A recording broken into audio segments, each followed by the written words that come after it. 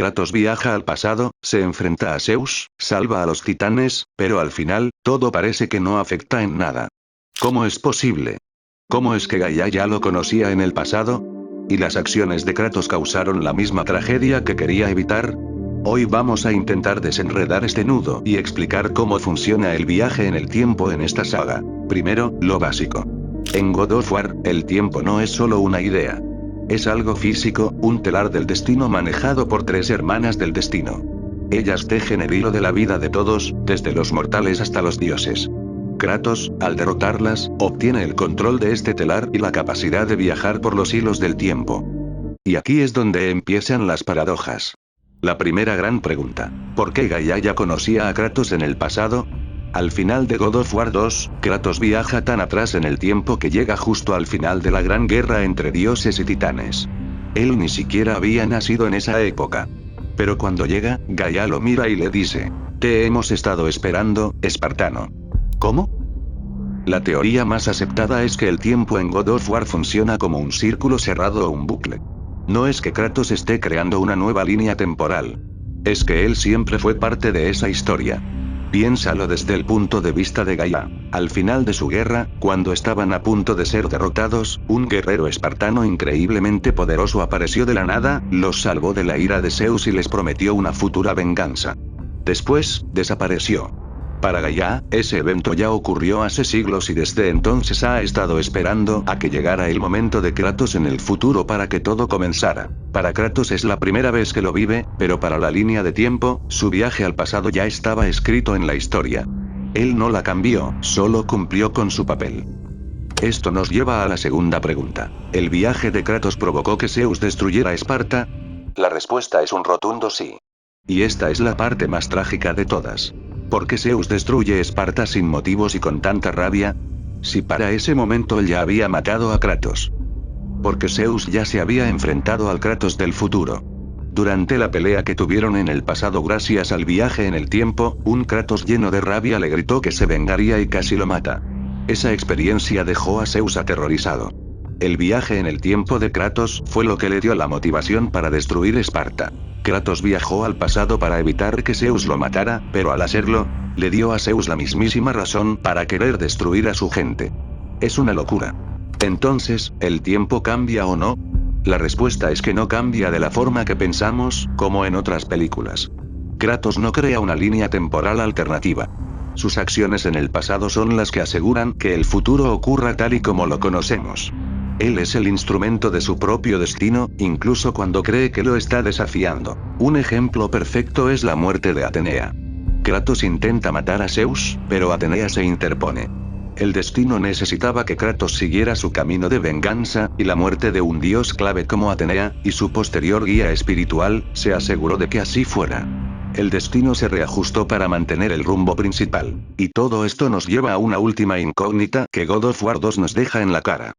¿Qué querían realmente las hermanas del destino? Piénsalo. Cuando Kratos llega al telar, las hermanas luchan contra él a muerte para impedir que cambie su destino. La respuesta fácil es decir, bueno, es su trabajo proteger el tiempo. Pero, ¿y si hay algo más? Aquí va la pregunta interesante. Las hermanas protegían el destino por lealtad a Zeus o porque sabían que el futuro que Kratos quería crear era mucho peor. Ellas son seres que lo ven todo, que conocen todos los posibles futuros. Ellas sabían que si Kratos ganaba, no iba a traer paz y justicia. Iba a traer a los titanes al presente, desataría una guerra que destruiría todo el panteón y sumiría al mundo en un caos absoluto.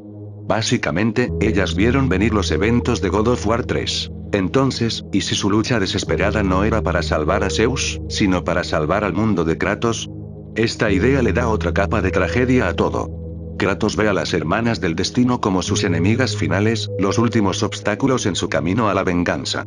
Pero desde el punto de vista de ellas, quizás solo estaban tratando de evitar el apocalipsis. Estaban intentando detener a la verdadera fuerza de destrucción, que no era Zeus, sino el propio fantasma de Esparta.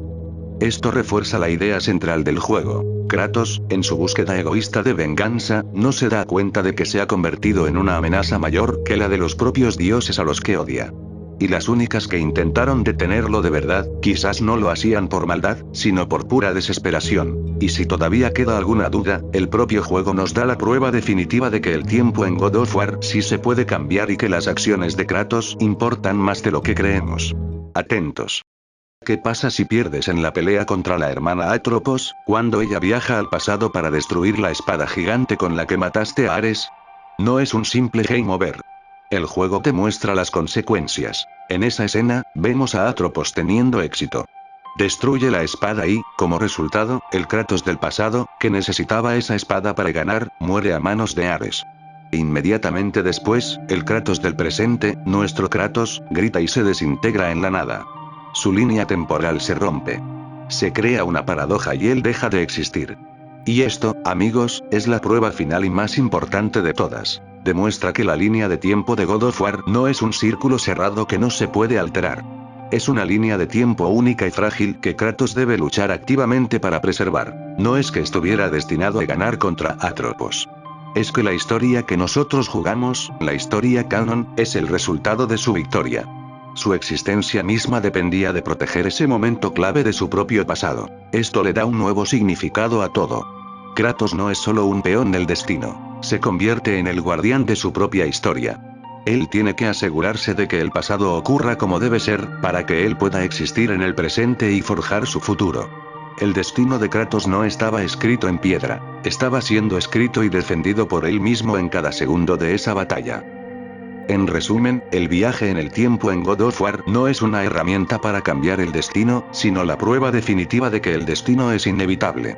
Kratos pensó que tenía el control, pero solo estaba tejiendo el tapiz de la historia tal y como siempre debió ser. Cada intento por escapar de su trágico final solo lo acercaba más a él. Y esa es una de las grandes lecciones de la saga griega. Nadie, ni siquiera el dios de la guerra con el poder del tiempo en sus manos, puede escapar de su destino. Al final, nos queda claro que el tiempo en God of War es una sola línea. Si cambias algo en el pasado, afecta automáticamente el presente y futuro, pero eso significa que ya estaba destinado a pasar. Tal vez estamos tratando de explicar lo inexplicable, lo incoherente.